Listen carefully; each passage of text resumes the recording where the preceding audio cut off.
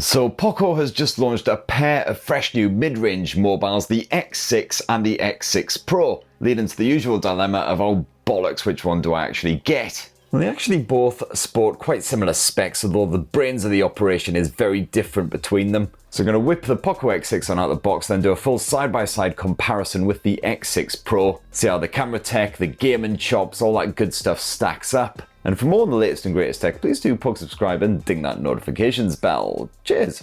Now, I've actually already done a full in-depth review of the Poco X6 Pro, but let's check out the X6. So you might want to save yourself a bit of cash, grab that one instead.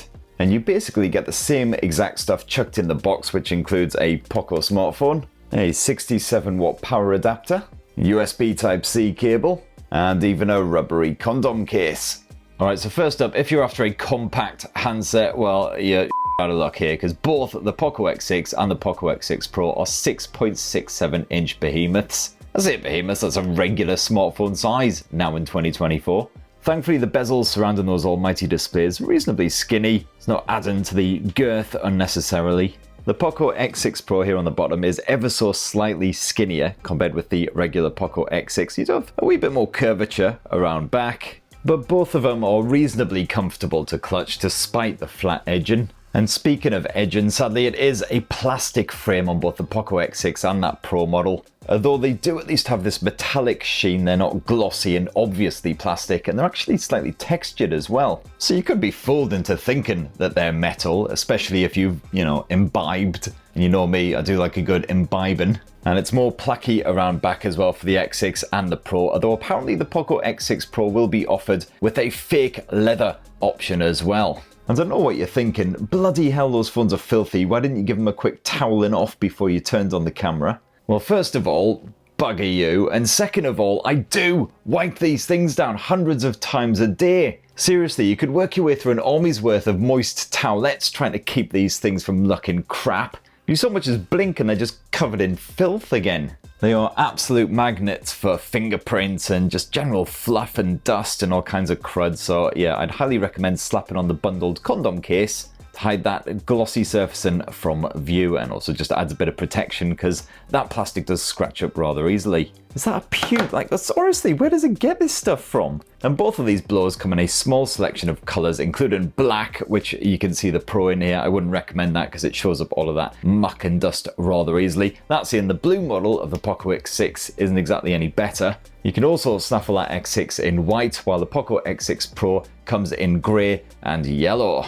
Thankfully, these phones are a bit better protected up front. You've actually got a pre-installed screen protector. You've also got Gorilla Glass 5 here on the Poco X6 Pro. It's actually upgraded here on the regular model to Gorilla Glass Victus randomly. This is more shatter resistant than Gorilla Glass 5, although it does scratch up rather easily, so I would keep that pre-installed screen protector slapped on there. And both of these phones are IP54 splash resistant, so no worries if you get caught in a bit of a rainstorm or an absolute downpour like what we've had in the UK these past couple of weeks. Now there's bugger all difference on the security side of things. You've got an in-display optical fingerprint sensor on both the Poco X6 and that Pro model, and absolutely no jip from either of these bad boys. And you've got the same dependable bit of face unlock action as a backup as well. When we come onto the actual software stuffed onto both of these Pocos, things get a little bit more complicated. As you can see, right now the regular Poco X6 is still running Xiaomi's old MiUI version 14, whereas here on the Pro model that's been upgraded to the latest HyperOS launcher.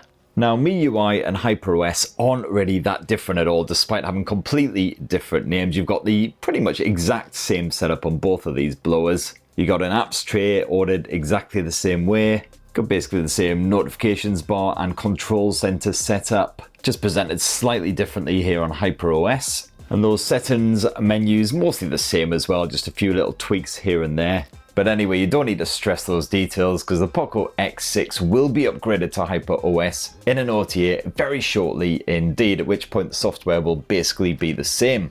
And I have shot a full HyperOS tour tips and tricks video as well. So if you want to dive a bit more under the surface, check out some of the best features. Most of them you'll already know if you've already played with MiUI, to be fair. But yeah, that should be going live imminently. All those MiUI greats, such as the Game Turbo, for instance, back in action here. And yes, unfortunately, the crapware situation does seem to have gotten even worse. You will spend a good chunk of time just deleting shit off these things. But at least Xiaomi has finally sorted out those software update wars, because the Poco X6 and the Poco X6 Pro will both enjoy 3 full OS updates, as well as 4 years of security updates. Can't vouch for how regular those security updates will be, especially in the 3rd and 4th year. But hey, at least that's a proper commitment, which we never used to get on these Poco blowers. No, and no bloody worries when it comes to the storage either. You've got at least 256 gigs of space to play with on both the X6 and the X6 Pro. As you can see there, that can be upgraded to a full half a terabyte. And already you can see that HyperOS is more efficient than the old MiUI, takes up a lot less space. But sadly, neither phone expandable via micro SD, not that I think you'll run out of storage anytime soon. Now, as usual, both of these Poco blowers have space for a pair of SIM cards, but there is no support for eSIM. Now, movies, games, super strength hentai, whatever you happen to be into, it'll all look absolutely gorgeous, no matter which Poco blower you pick, because both the X6 and the X6 Pro sport the same 6.67-inch AMOLED panel. That resolution has been boosted to 1.5K on both these handsets versus the Full HD effort last year, so those visuals are even crisper than before, more finer detail packed into every frame. Got a nice crispy contrast, wide viewing angles. You'll notice that in the default display settings, the regular Poco X6 has more vibrant visuals compared with the Poco X6 Pro, and that is because the X6 Pro defaults to original color based on color calibration, whereas the regular Poco X6 has a vivid mode by default. I imagine this original color pro mode will come to the regular Poco X6 once it gets upgraded to HyperOS, and when you do stick them both on vivid, you'll notice the color saturation very similar. Both displays can hit over 1,000 nits when needed, so outdoor visibility isn't really a problem, even though they're not the brightest screens around. You've got the same reading mode on both as well, those blue light filters, and if we tap into refresh rate, you'll see that both of them can hit 60Hz or 120Hz. There's no other options, but at least it can automatically scale between both of those refresh rates on your behalf. And you've also got crazy good stereo speakers on both the Poco X6 and that Pro model as well. They are super powerful, so no worries if you're cooking in a busy kitchen with kids screaming, playing the recorder, smashing holes in the walls, whatever they like to do, you'll still be able to actually hear whatever the bloody hell you're listening to. And the regular Poco X6 actually has the advantage of a headphone jack, something which is lacking sadly on that Pro model. And I've had zero issues with the Bluetooth streaming on both of these Pocos. As you can see there, you've got full Dolby Atmos support with a good bit of equalizer action too. So now let's discuss performance, and it's a classic bit of Qualcomm versus Mediatek action. It's Qualcomm on the left, the Snapdragon 7S Gen 2 powering the regular Poco X6 versus Mediatek's Dimensity 8300 Ultra stuffed inside of that Pro. And frankly, it's not a very fair contest. As you can see there, Dimensity the clear winner, the more powerful, capable chipset of the pair. And this performance upgrade is quite clear when you are Genshin, for instance. The Poco X6 Pro can play this game with a perfectly fluid frame rate, even on the highest possible detail settings at 60 FPS. And that's not to say that the Poco X6 embarrasses itself. You can still play it on higher graphics settings, but the frame rate is a bit more juddery. Things certainly aren't quite as slick. And of the two, the Poco X6 Pro is definitely better suited to longer gaming sessions because it doesn't really heat up beyond slightly warm, whereas the Poco X6 does start to get pretty toasty after a full-on hour of gaming. So if you can't stop fiddling with your 6-inch pocket pal, well, the X6 Pro is the Poco for you. And gotta say, these screens beautifully responsive as well, with a touch sampling rate of over 2000 Hz. So every panicked prod and desperate jab is instantly replicated on screen. And yes, you do have that game turbo mode on both the X6 and the X6 Pro, complete with all kinds of random gaming tools, including slightly creepy voice changing shenanigans. You too could sound like an internet sex pest. Now, battery tech, we've got almost identical capacity batteries here, 5100 mAh on the regular Poco X6, and that's a flea's ball bag smaller on the X6 Pro, 5000 mAh. The good news is that both of these blowers will last you a full day, no worries, even with 7 or 8 hours of screen on time, unless you are absolutely hammering them with Genshin Impact action, lots of Skype and Zoom and whatever. And if you do drain them a bit faster than expected, well, no worries. You've got 67-watt wired charging support again on both of these Pocos. No wireless charging support, however, so you will have to bung a cable in the buggers. And let's finish up this Poco X6 and X6 Pro comparison with a squint at the cameras. God damn, these are so filthy! And this bit's nice and easy, thankfully, because both the Poco X6 and the X6 Pro rock the same camera hardware, headlined by a 64 megapixel primary shooter with optical image stabilization. Even says so right there, see?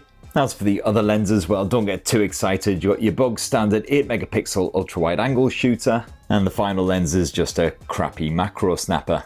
As you can see, that camera app, more or less identical on both of these handsets. You can drag down the toggles and various features like so. Got a slightly different layout, but again, that should be rectified when the Poco X6 gets that HyperOS update. You got the same bonus camera features on both of these blowers, the portrait mode, the night mode. You've also got a full-on 64 megapixel high-res mode. Quite handy if you want to capture a high-res snap and then crop into it. And those photo results are quite similar between the Poco X6 and the X6 Pro, but the image processing shenanigans means you will notice some clear differences. For instance, occasionally the Pro will produce warmer or more vivid tones than the X6, regardless of whether both phones have that AI mode switched on or off.